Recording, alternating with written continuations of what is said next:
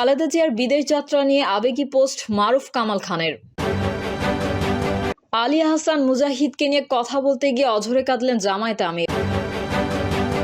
শ্বশুর বাড়ি গিয়ে আরাম করছিল আসামি, গ্রেফতার করল পুলিশ। জমি নিয়ে বিরোধ, দিনে দুপুরে বসত বাড়ি গুড়িয়ে দিয়েছে সন্ত্রাসীরা। এবং সর্বশেষ জানাবো শেখ হাসিনার পাসপোর্ট বাতিল। এতক্ষণ শুনছিলেন সংবাদ শিরোনাম, এবারে বিস্তারিত। তবে তার আগে অনুরোধ থাকবে আমাদের চ্যানেলটি সাবস্ক্রাইব করে বেল আইকনটি ক্লিক করুন। খালেদা জিয়ার বিদেশ যাত্রা নিয়ে আবেগী পোস্ট মারুফ কামাল খানের। উন্নত চিকিৎসার জন্য লন্ডন যাচ্ছেন বিএনপি চেয়ারপারসন বেগম খালেদা জিয়া। মঙ্গলবার রাত 10টায় এয়ার অ্যাম্বুলেন্সে করে লন্ডনের উদ্দেশ্যে রওনা হন। তার বিদেশ যাত্রা নিয়ে সোশ্যাল মিডিয়ায় আবেগঘন একটি পোস্ট দিয়েছেন বিএনপির চেয়ারপারসনের সাবেক প্রেস সচিব মারুফ কামাল খান। তবু যেতে দিতে হয় শিরোনামে লেখা তার স্ট্যাটাসটি পাঠকের জন্য হুবহু তুলে ধরা হলো। অনেকবারই এই জীবনে বিদেশ সফরে আপনার সফরসঙ্গী হওয়ার দুর্লভ সুযোগ আমি পেয়েছি। আবার কখনো আপনাকে বিদেশ ভ্রমণ শেষে দেশে ফেরার সময়ে স্বাগত জানিয়েছি। আপনাকে বিদেশ যাত্রায় কতবার বিদায়ত জানিয়েছি, কিন্তু এবারকার মতো পরিস্থিতি ও অনুভূতি কখনো হয়নি আমার। আমি আজ হৃদয় মথিত আবেগ নিয়ে বেদনা ভরা চিত্তে আপনাকে জানাচ্ছি বিদায় সম্ভাষণ। আপনি জানেন, দোয়া ছাড়া আমার তো আর কিছুই করার নেই এখন। আমি পরম প্রভুর দরবারে অবনত মস্তকে কায়মন বাক্যে প্রার্থনা করি আপনি যেন সুস্থতা ও সক্ষমতা নিয়ে আবারও ফিরে আসেন আপনার প্রিয় স্বদেশে, যে দেশকে আপনি আপনার একমাত্র ঠিকানা বলে জানেন। প্রতিটি ক্রান্তিকালে আপনি উচ্চারণ করেছেন অমোঘ বাণী, বাংলাদেশের বাইরে আর কোথাও আমার কোনো ঠিকানা নেই। সেই ঠিকানায় আপনি যেন ফিরে আসেন আপনার সুপ্রিয় দেশবাসীর মধ্যে, যেই দেশবাসীকে আপনি আপনার বর্ধিত পরিবার বলে ঘোষণা করেছেন। এক জীবনে একজন মানুষ যা করতে পারে, আপনি তার চেয়ে অনেক বেশি কিছু করেছেন। আপনার জনগণের জন্য, দেশের জন্য, আপনার জন্য ইতিহাস নির্ধারিত কর্তব্য আপনি ইতোমধ্যেই পালন করে ফেলেছেন।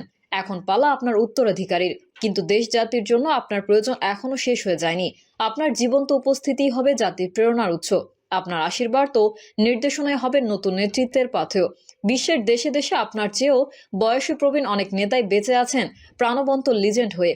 আপনিও এই জাতির আইকন হিসেবে আরো অনেক দিন বেঁচে থাকুন, প্রেরণা সঞ্চার করুন, নির্দেশনা দিন। তাই অচিরেই ফিরে আসুন হে মহিয়সী। আপনার এই বিদায় হোক কল্যাণময় ও শুভপ্রদ। আপনাকে যারা অকথিত যন্ত্রণা ও কষ্ট দিয়েছে, যাদের কুটিলহীন ষড়যন্ত্র আপনার জীবনী শক্তিকে ক্ষয়িষ্ণু করেছে, শত অপমানে আপনাকে যারা হেয় করতে চেয়েছে, আজ তারা কোথায়, কি অবস্থান তাদের? আর আপনি দেদীপ্যমান সূর্যের মতো স্বমহিমায় উদ্ভাসিত। যেসব কানুন, পদ্ধতি, পন্থা ও প্রতিষ্ঠানকে তারা আপনাকে ক্ষতিগ্রস্ত করার জন্য অপব্যবহার করেছে, সেগুলোই আজ আপনাকে মর্যাদার শীর্ষে স্থাপন করেছে। স্বৈরশাসনের নিগড়ে বন্দি স্বদেশে আপনার অনুগামী যেসব নেতাকর্মী ও দেশবাসী আপনার মর্যাদা রক্ষায় সমর্থন হয়নি, তারাও আজ সহস্র গুণে ফিরিয়ে দিচ্ছে আপনার সম্মান।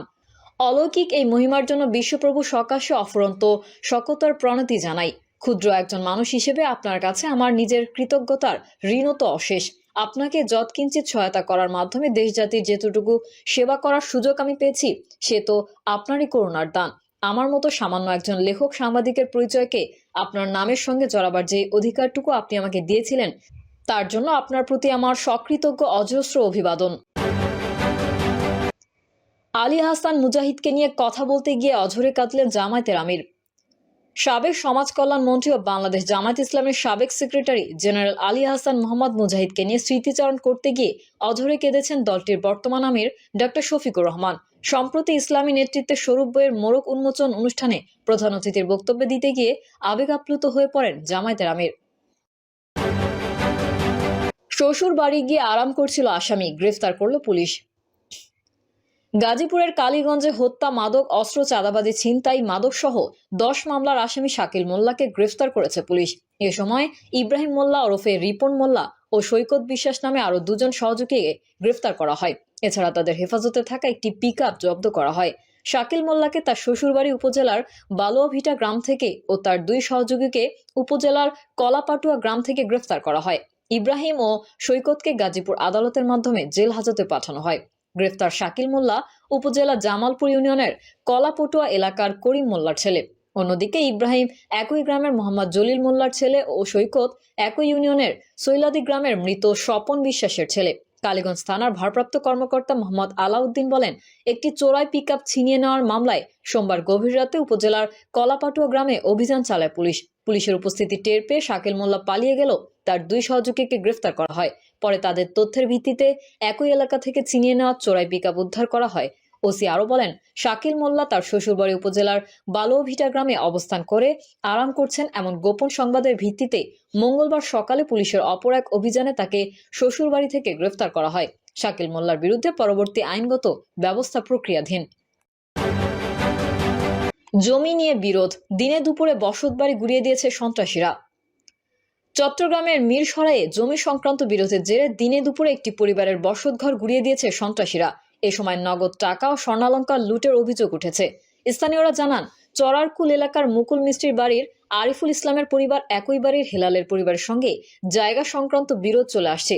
জমির মীমাংসার জন্য বহুবার বৈঠক হলেও কোনো সমঝোতা ছাড়াই শেষ হয়। উভয় পক্ষের মধ্যে একাধিকবার মারামারির ঘটনা ঘটে। মামলায় গ্রেফতারের পর কারাবরণ করেছেন আরিফুল ইসলামের পরিবারের একাধিক সদস্য।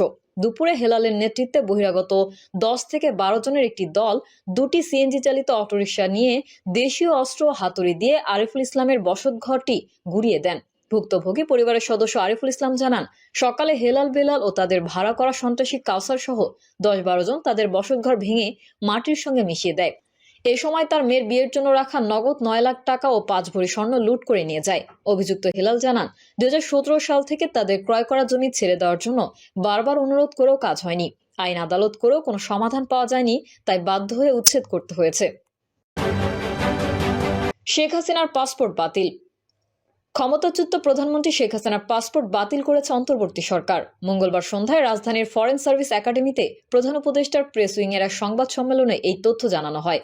প্রধান উপদেষ্টার ডেপুটি প্রেস সচিব আবুল কালাম আজাদ মজুমদার সংবাদ সম্মেলনে বলেন, গুম ও হত্যায় জড়িত 22 পাসপোর্ট বাতিল করা হয়েছে। এছাড়া জুলাই আগস্টে গণহত্যায় জড়িত 75 জনের পাসপোর্ট বাতিল করা হয়েছে। এর মধ্যে শেখ হাসিনার নামও আছে। গত 5 আগস্ট তীব্র গণ আন্দোলনের মুখে প্রধানমন্ত্রীর পদ থেকে পদত্যাগ করে দেশ ছাড়েন আওয়ামী লীগ সভাপতি শেখ হাসিনা। এর মাধ্যমে তার 15.5 বছরের শাসনের অবসান হয়। বর্তমানে তিনি ভারতে অবস্থান করছেন। এর পরপরই শেখ হাসিনা সহ ক্ষমতাচ্যুত সরকারের মন্ত্রী, প্রতিমন্ত্রী ও সংসদ সদস্যদের কূটনৈতিক পাসপোর্ট বা লাল পাসপোর্ট বাতিল করে অন্তর্বর্তী সরকার। ক্ষমতাচ্যুত হওয়ার পর শেখ হাসিনার বিরুদ্ধে আন্তর্জাতিক অপরাধ ট্রাইব্যুনাল সহ দেশের বিভিন্ন আদালতে শতাধিক হত্যা মামলা করা হয়েছে। এরই মধ্যে তার বিরুদ্ধে গ্রেফতারি পরোয়ানা জারি করেছে আন্তর্জাতিক অপরাধ ট্রাইব্যুনাল। তাকে ভারত থেকে ফেরাতে দেশটিকে চিঠিও দিয়েছে পররাষ্ট্র মন্ত্রণালয়, তবে এখনো আনুষ্ঠানিকভাবে কিছু জানায়নি ভারত। প্রিয় দর্শক, এই ছিল এখনকার সর্বশেষ সংবাদ। আপডেটের সংবাদ পেতে চ্যানেলটি সাবস্ক্রাইব করে বেল আইকনটি ক্লিক করুন।